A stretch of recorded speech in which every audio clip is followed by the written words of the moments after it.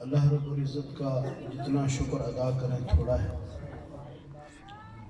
اس پرفتن دور میں، فساد کے دور میں، فتنے کے دور میں اللہ رب العزت نے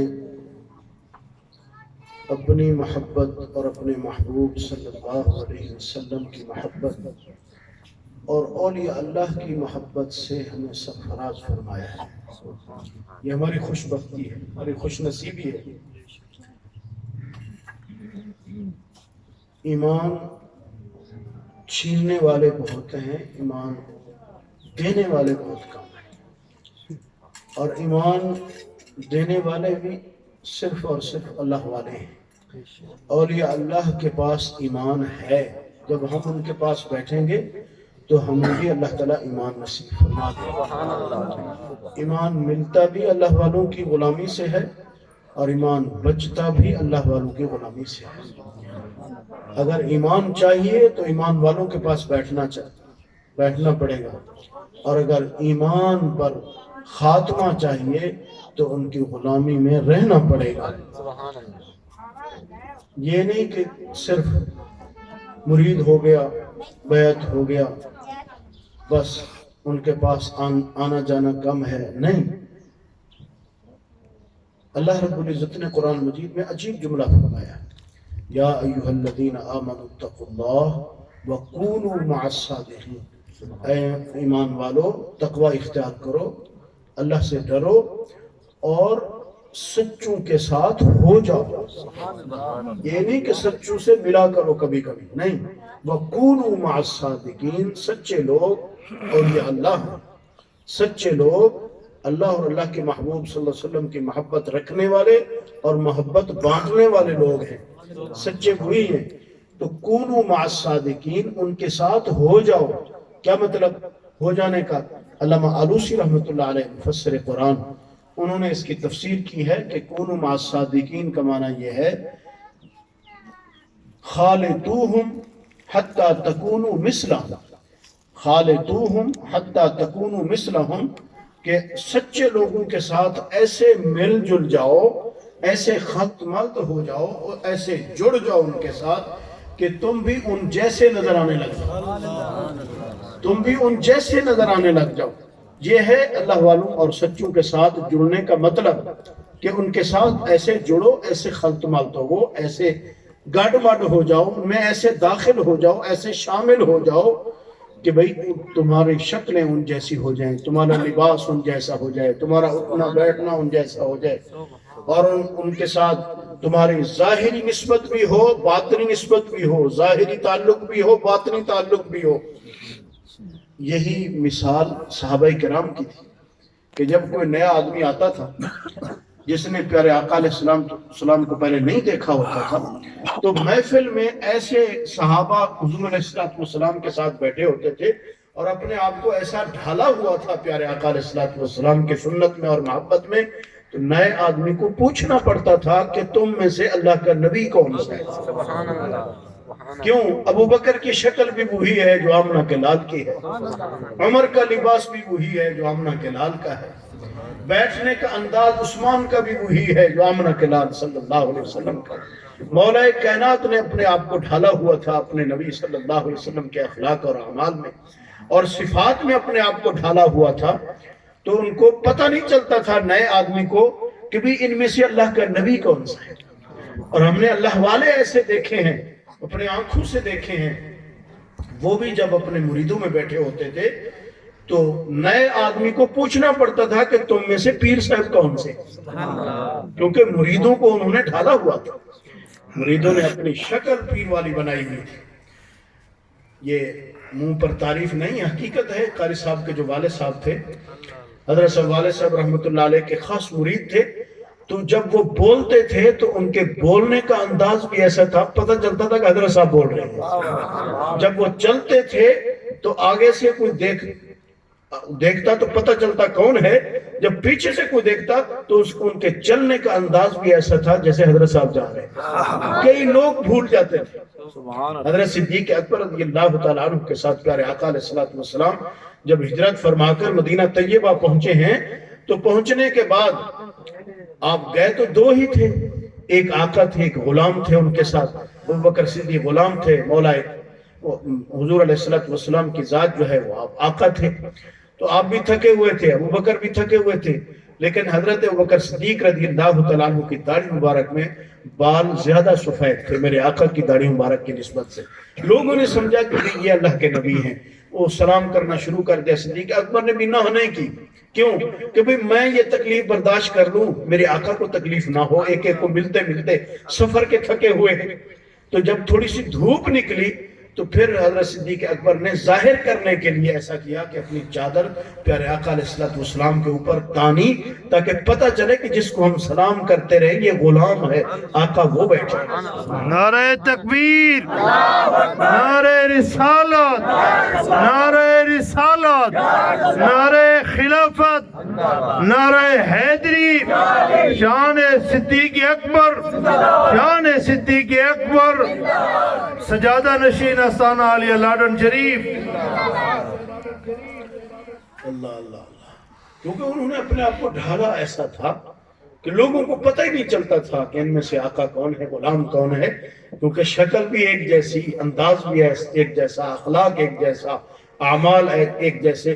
تو ان کی وجہ سے ان کو پوچھنا پڑتا تھا. بھائی اپنے آپ کو ڈھالنا ہے اللہ والوں کے رنگ میں، ڈھالنا ہے اپنے آپ کو. صبغۃ اللہ. اگر اللہ کا رنگ چاہیے تو اللہ کا رنگ اللہ والوں کے پاس. ان کے رنگ میں جب رنگ جائیں گے، ڈھل جائیں گے، اپنے آپ کو ڈھال دیں گے، اپنے آپ کو مٹا دیں گے، اپنے منشے کو، اپنے رضا کو مٹا کر اللہ والوں کی رضا میں. اور فقیر نے آیت کا جملہ بھی یہی پڑھا ہے. اللہ رب العزت فرماتے ہیں ان رحمت اللہ قریب من المحسنین. اے میرے محبوب کے غلاموں، اگر تمہیں میری رحمت چاہیے تو میری رحمت کا پتہ یہ ہے کہ میری رحمت میرے مقرب اور میرے مقبول بندوں کے پاس ہے، میرے محسن بندوں کے پاس ہے، جو احسان کرنے والے ہیں، جو نیکیاں کرنے والے ہیں، جو میرے مقبول ہیں، میرے دوست ہیں، اللہ والے ہیں. ان کے پاس میری رحمت ہے. رب کی رحمت ان کے پاس. رب کی رحمت کی شکل ہے آمنہ کا لال، تو آمنہ کا لال بھی ان کے پاس، اور ایمان بھی ان کے پاس، ہدایت بھی ان کے پاس. جو کچھ چاہیے وہیں سے ملے گا.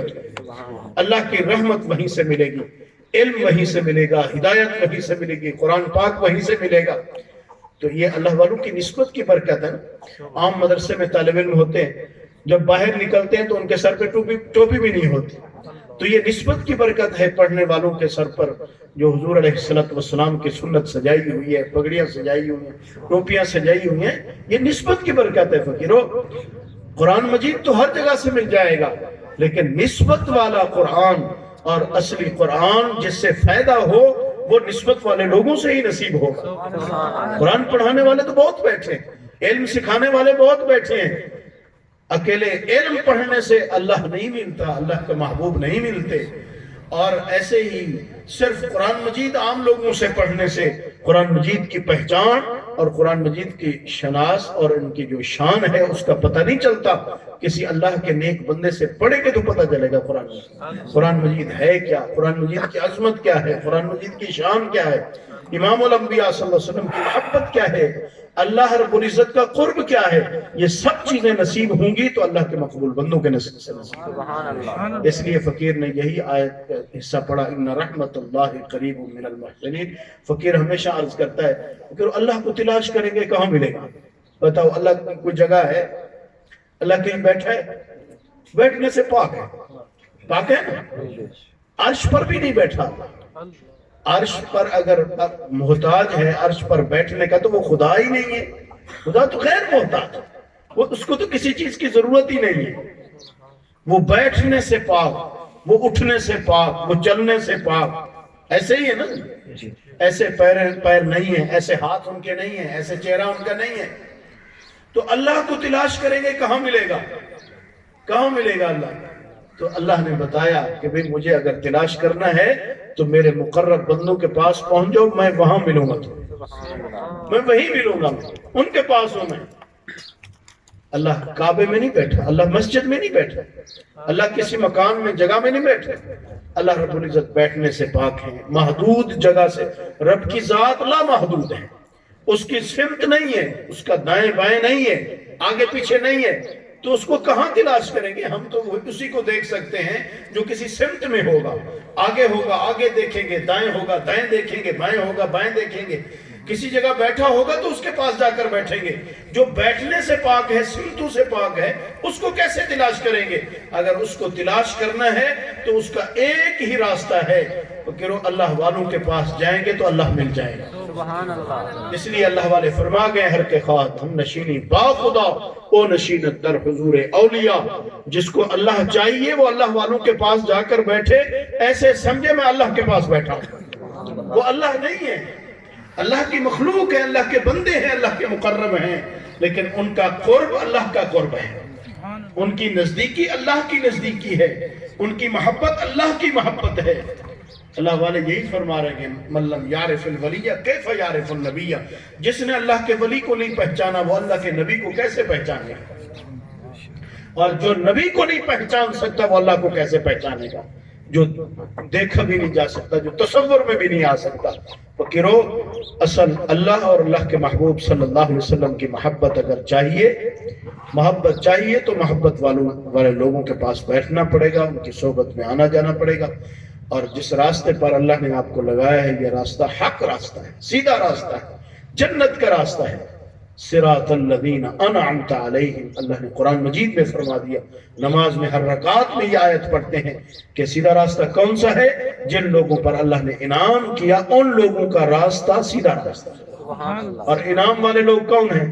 پہلے تھے انبیاء علیہ السلام، نبوت کا دروازہ تو بند ہو گیا، اب نبی تو آنا نہیں ہے تو ہم کدھر جائیں؟ دوسرا ہے شہداء تو چلے گئے، وہ تو شہید ہو گئے، ان کے پیچھے کیسے چلیں گے؟ تیسرے ہیں صدیقین جو ہیں وہ تو وہی آئے گی تو پتہ چلے گا کہ صدیق کون ہے، ہمیں کیسے پتہ چلے گا کون صدیق ہے؟ تو ایک ہی راستہ ہے صالحین والا، اللہ کے مقبول بندوں کا، اولیاء اللہ ان کا راستہ سیدھا راستہ صراط مستقیم ہے، ان کے پیچھے آنکھیں بند کر کے چل پڑیں فقیر و سیدھے جنت میں جائیں گے۔ ہم جیسے بھی ہوں گے، ایک بزرگ عجیب مثال دے رہے تھے، فرمایا کبھی ایک گاڑی جا رہی ہے، ریل گاڑی جا رہی ہے، اس کا ڈبہ جو ہے اعلیٰ ڈبہ، اعلیٰ لوگ اس میں بیٹھے ہیں، اعلیٰ قسم کے کھانے ہیں اس میں، اعلیٰ قسم کی رہائش ہے، اعلیٰ قسم کے بستر ہیں، اعلیٰ قسم کی کرسیاں لگی ہیں، صوفے لگے ہوئے ہیں، تو وہ جا رہے ہیں، وہ ریل کہیں جا رہی ہے، وہ ڈبہ کہیں جا رہا ہے، تو جہاں اس نے جانا تھا وہیں ایک اور ڈبہ بھی جانا تھا جو کمزور تھا، بیمار تھا، جس کی مرمت ہونے والی تھی، جس کو بنانا تھا، تو اس ریل گاڑی والے کو کہا کہ بھئی یہ ڈبہ بھی ساتھ میں لا لو، جہاں تم جا رہے ہو اس کو بھی ساتھ لے جاؤ، وہاں کاریگر ہے، مستری ہے، ٹھیک ہو جائے گا، وہاں یہاں تو ٹھیک نہیں ہوگا۔ تو راستے میں جب جا رہے تھے تو اس ڈبے نے، جو گاڑی کا اعلیٰ قسم کا ڈبہ تھا، اس نے اس بیمار ڈبے سے اور کمزور سے پوچھا تو کدھر جا رہا ہے؟ اس نے کہا جہاں آپ جا رہے ہیں میں بھی وہی جا رہا ہوں، جس انجن کے ساتھ تم جڑے ہوئے ہو میرا تعلق بھی اسی انجن سے ہو گیا ہے، تو جہاں تمہیں انجن لے جائے گا مجھے بھی وہیں لے جائے گا۔ تو اللہ والوں کے ساتھ جب ہم جڑ جائیں گے، ان کی کڑی کے ساتھ ہماری کڑی جڑ جائے گی، کڑا مل جائے گا، تو جہاں اللہ والے جائیں گے تو ہمارا کڑا ملا ہوگا تو ہم بھی وہیں چلے جائیں گے۔ اللہ یہ نہیں دیکھے گا ہیں کیسے کمزور ہیں، گنہگار ہیں، عیبوں بھرے ہیں، عیوب سے بھرے ہوئے ہیں، نہیں، اللہ یہ دیکھے گا کہ جڑے ہوئے تو اچھے لوگوں سے تھے، اچھے لوگوں سے جڑے ہوئے تھے، جہاں وہ جائیں گے ہم بھی وہیں پہنچ جائیں گے۔ ہمیں اللہ رب العزت ہمارے طرف نہیں دیکھے گا، ہمارے کوئی مہمان آئے ہمارے پاس، اگر عزت والا مہمان ہو، شان والا مہمان ہو، سردار ہو، وزیر ہو، اگر اس کے ساتھ کو عام آدمی آ جائے، اس کے ساتھ آ جائے، تو جہاں سردار کو بٹھائیں گے تو وہ غریب آدمی بھی تو وہیں بیٹھے گا نا، ایسے ہی ہے نا، اس غریب کی وجہ سے وہاں نہیں بیٹھ رہا، وہ جس کے ساتھ آیا ہے اس کی وجہ سے وہاں بیٹھ رہا ہے۔ جس دسترخوان پر وہ امیر سردار وزیر کھانا کھائے گا تو وہ غریب جوتیاں اٹھانے والا، جھولا اٹھانے والا، وہ بھی تو وہی کھانا کھائے گا، جو امیر کھائے گا وہی غریب کھائے گا۔ بھئی اگر اللہ والوں کے ساتھ جڑ جائیں گے، جہاں اللہ رب العزت میزبان ہوں گے، اللہ کے ولی مہمان ہوں گے، ہم جوتیاں اٹھانے والی بھی اسی دسترخوان پر بیٹھے ہوں گے، ہم بھی اسی محل میں بیٹھے ہوں گے، ہم بھی اسی جگہ جائیں گے جس جگہ اللہ اپنے پیاروں کو لے جائے گا، ان کے صدقہ ہمیں بھی وہی لے جائے گا۔ لیکن ایک ہی راستہ ہے صرف اللہ والوں سے جڑ جانے کا، محبت رکھنے کا، ان کے فرمان کے مطابق زندگی گزارنے کا یہی طریقہ ہے، یہ اللہ بھی ملا دے گا، اللہ کا محبوب بھی یہاں مل جائے گا۔ نعرہ تکبیر، نعرہ تکبیر، نعرہ رسالت، نعرہ رسالت، نعرہ رسالت، نعرہ تحقیق، نعرہ حیدری، سجادہ نشین استانہ علی لارڈن شریف۔ کرو اللہ رب العزت ہم سب کے حاضری قبول فرمائے، قاری صاحب کی محنت کو اللہ رب العزت پھل لگائے۔ قاری صاحب ماشاءاللہ صاحب نسبت ہیں، قاری ظفر صاحب بھی صاحب نسبت ہیں، اللہ والوں سے فرق ہوتا ہے، عام قاری میں، عام عالم میں، اور نسبت والے قاری اور عالم میں فرق ہوتا ہے، اس کی صحبت میں فرق، اس کی بولنے میں فرق، اس کی تربیت میں فرق ہوتا ہے۔ تو آپ خوش نصیب لوگ ہیں، اللہ تعالیٰ نے آپ کو تربیت یافتہ لوگ دیے ہیں، ان سے فائدہ اٹھاؤ اور ان کے ساتھ جڑے رہو، انشاءاللہ دنیا میں بھی کامیابی، آخرت میں بھی کامیابی ہوگی۔ اللہ تعالیٰ پڑھنے والے، پڑھانے والے اور سب لوگوں کے اللہ تبارک و تعالیٰ اس گھر میں بھی برکتیں عطا فرمائے، اور اللہ کی سب کو برکتیں اور رحمتیں عطا فرمائے۔